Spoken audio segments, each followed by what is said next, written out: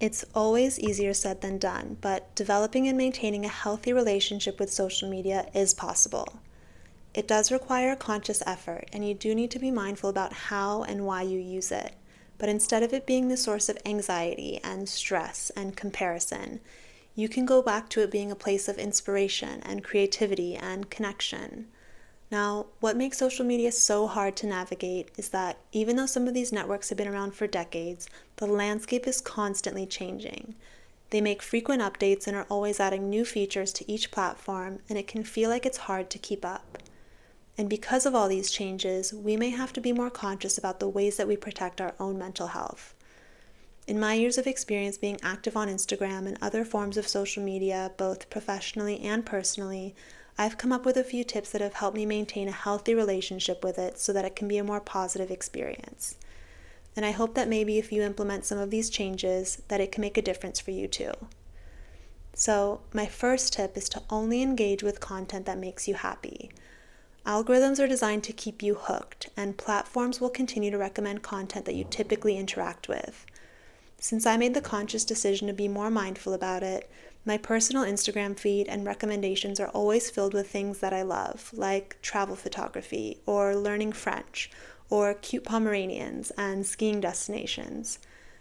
I purposely do not engage with any content or accounts that show me the negative things that will make me unhappy, because I know that Instagram will just continue to show me more of that. And I'm not ignoring all the difficult things that are happening in the world. When it comes to world events or sensitive topics, I try to find my information from reputable sources, and I consciously avoid interacting with that type of content on social media because there's so many falsehoods and emotionally charged opinions that get shared out there. So instead, I'll try to stay informed and up to date with the Apple News app, for example, which I like because it's separate from my social media.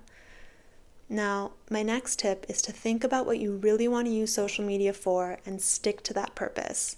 For example, do you like to use it as your creative outlet, or is it a way to keep in touch with friends, or is it a way to discover new places and find inspiration? If you remind yourself of your original purpose for using social media in the first place, it will become easier to identify the things that don't align with that purpose so that you can actively avoid them. For example, I personally become upset when I see content on Instagram that glorifies or contributes to overconsumption. So years ago, I decided to never interact with accounts or content that show shopping hauls or fast fashion recommendations. And because I made that decision, that type of content is very rarely recommended to me. So if you feel like you become anxious or uninspired by your experience with social media, it may just be time to revisit the original reasons why you found purpose in it in the first place. Doing so could be a renewed source of motivation and a reminder of the types of content and interactions that you find positive. Now, my third piece of advice is an important one, and it's to never make assumptions based on what you see. Comparison can be one of the most dangerous tendencies that social media can influence. I always hear the phrase, don't compare your behind the scenes to someone else's highlight reel.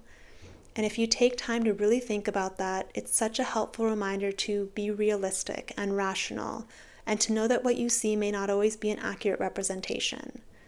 For every 10-second clip that's shared to Instagram, for example, there are another 86,390 seconds of that day that you are not seeing.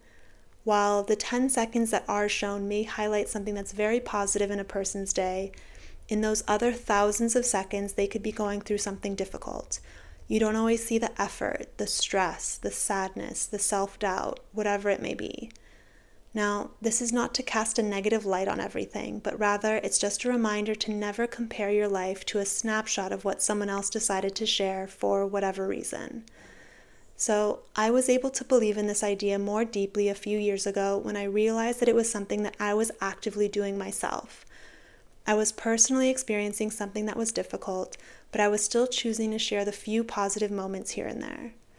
And the other side of that, some of my most exciting and enjoyable and memorable life experiences have never been shared to social media. And because I know that what I share online is only a tiny fraction of the life that I truly experience, I think it's safe to assume that it's the same for other people. And I know that I said not to make assumptions, and I just made an assumption, But I think the key difference here is to know the kinds of assumptions that make you feel bad about yourself so that you can avoid them, and to know the kinds of assumptions that make you feel good about yourself and protect your mental health so that you can believe them. Another helpful reminder is to know that social media is not real life, but rather it can be a tool to amplify your real life. For example, you can use it to stay in touch with people, but you also need to remember to prioritize and nurture your real relationships and friendships. And you can use it to discover new places, but when you go, you should remember to be present and to enjoy it. And while social media can also be a helpful tool for finding inspiration and new ideas, you should always remember to also express your own creativity and practice your own hobbies and interests so that you're living life and not just consuming someone else's. It may feel as though social media is encompassing more and more of our time, energy, and attention, but I think taking a quick moment to remind ourselves that it's not everything can help us remember not to take it too seriously and to prioritize the things in our lives that are real. And of course, another helpful tip is to set reminders or limits on your social media usage. Maybe that means using the tools that are built into your device, or maybe you are purposely leaving your phone in another room so that you can focus on other things. I try to avoid checking social media at times when doing so could leave me feeling really anxious or distracted in a way that would affect my sleep or my productivity. So for me, that means that I try to avoid checking social media right before bed and right after waking up and right before meetings and presentations. If you can work on maintaining these habits, it's a good practice and a helpful reminder that you are in control of the way that you consume and react to content online. And speaking of the things that you can control, my next piece of advice is to mute or unfollow any accounts that don't make you feel good. It's in line with the point that I made earlier about avoiding content that doesn't align with your purpose for using social media. If you notice that a person or an account that you follow leaves you feeling uninspired or anxious or bad about yourself, you have the choice to unfollow or mute it. Your time is precious, so the content that you consume should leave you feeling inspired and motivated and happy. And now when it comes to the things that are out of your control, I recommend not paying attention to numbers or quantified measures of engagement. I think a general tip for protecting your happiness and managing your expectations in any area of your life is to not worry about things that are out of your control. And in the context of social media, any metrics for engagement or performance can be influenced more by a rapidly changing algorithm than they can be by any of your own actions. And assigning your mood to these metrics or letting your feelings be affected by anything external can set you up for disappointment. So instead, my best advice would be to set your own metrics for success. Instead of how many likes did I get on a post, it can be more positive to ask yourself, how many people did I compliment this week? Or how many ideas did I come across that I'm interested in trying myself? Or how many posts made me laugh? It's important to ask yourself these questions and to take time to pause. And you should be checking in with yourself regularly because the social media landscape is changing constantly, and you may need to recalibrate your thoughts and your feelings and your relationships with the platform again and again.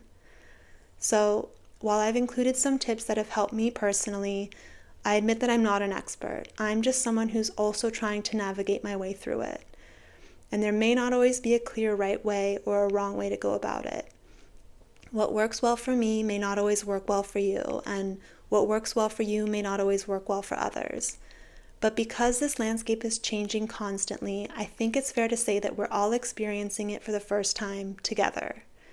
I want you to always remember that you're not alone, and I hope that this video is helpful as you work to evaluate your relationship with social media and try to make it a more positive experience. I've shared other videos about mindfulness and navigating life's path, but my channel is mostly about finding yourself by trying new things and reminding yourself that it's never too late to get started. If this sounds like you, then I invite you to check it out and subscribe and let me know what you think, and I will see you next time.